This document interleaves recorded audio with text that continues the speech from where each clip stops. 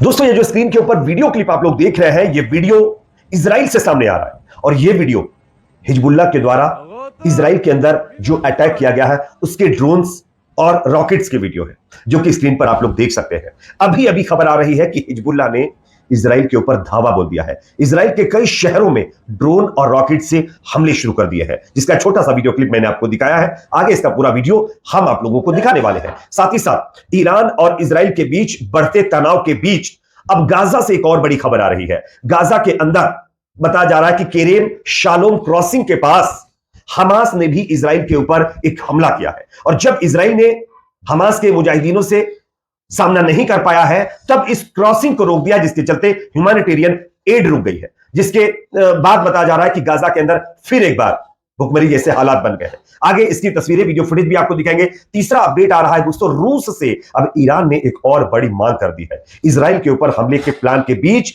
रूस से अब ईरान ने यह नई मांग की है। क्या है इसकी भी जानकारी देंगे। साथ ही साथ अब जिस बंकर में नेतन्याहू दुम दबाकर छुपकर बैठा है उसकी तस्वीर भी सामने आ गई है और इस खबर की पुष्टि भी हो गई है कि ईरान के हमले से बचने के लिए नेतन्याहू बंकर में छुप गया है। किस तरीके से आगे इस खबर के बारे में भी बताएंगे, उससे पहले छोटी सी रिक्वेस्ट आपसे करेंगे, अगर ये वीडियो आपको पसंद आए तो इसको लाइक जरूर करिए। चैनल पर अगर आप नए हैं तो सब्सक्राइब करने के बाद बेल आइकन को प्रेस करना ना भूलें। बात करेंगे पहली खबर की। सबसे पहले स्क्रीन के ऊपर मैं आप लोगों को एक वीडियो दिखा रहा हूं, ये वीडियो आप लोग देख सकते हैं। हिजबुल्लाह की तरफ से जो ड्रोन और रॉकेट्स के जरिए इजराइल के ऊपर हमले किए जा रहे हैं उसका यह वीडियो है। आप देख सकते हैं कि सोशल मीडिया पर इस वीडियो को ट्वीट किया गया है और इस वीडियो को ट्वीट करने के साथ साथ कहा जा रहा है कि इजराइल के अंदर हिजबुल्लाह की तरफ से कई ड्रोन और कई रॉकेट्स फेंके गए हैं, जिसके चलते भारी नुकसान इजराइल को उठाना पड़ा है।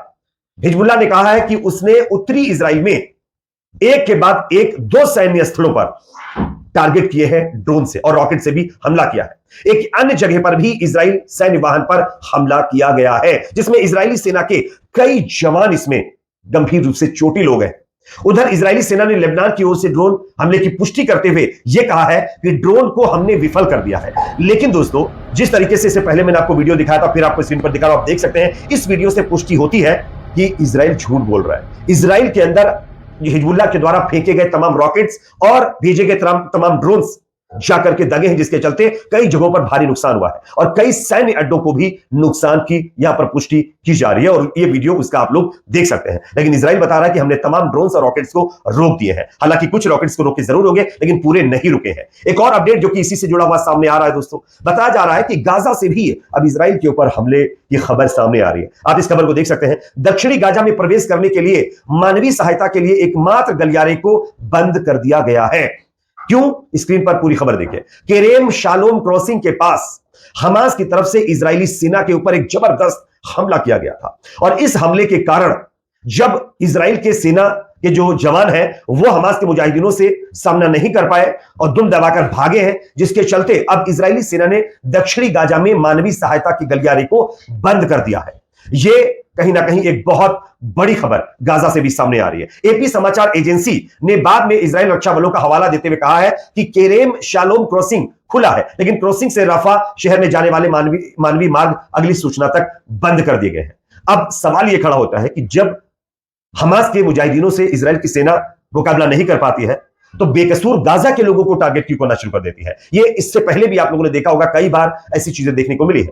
हमास के जो लड़ाके हैं वो इजराइल को थोड़ा भी नुकसान पहुंचाते हैं तो इजराइल क्या करता है, उसके बदले में गाजा के उससे ज्यादा लोगों को खत्म करता है। और यहां पर भी आप देख सकते हैं दक्षिणी गाजा के अंदर जब हमास के मुजाहिदीनों ने हमास की तरफ से इजराइल के सैन्य टुकड़ी पर हमला किया गया, जिसमें कई इजरायली जवान खत्म हो गए। उसके बाद अब इजराइल क्या कर रहा है, मानवीय सहायता पहुंचाने वाले क्रॉसिंग को ही बंद कर दे रहा है। यह अपने आप में दर्शाता है कि इजराइल की क्रूरता किस तरीके से बढ़ रही है और वो बेकसूरों से बदला लेने में जुटा हुआ है। एक और अपडेट सामने आ रहा है दोस्तों, ईरान और जो है इजराइल के बीच बढ़ते तनाव को लेकर के खबरें तो चल ही रही हैं। इसी बीच एक और खबर सामने आ रही है, वो ये है ईरान ने अब रूस से रूस निर्मित सुखोई Su-35 लड़ाकू विमानों की डिलीवरी का आग्रह किया।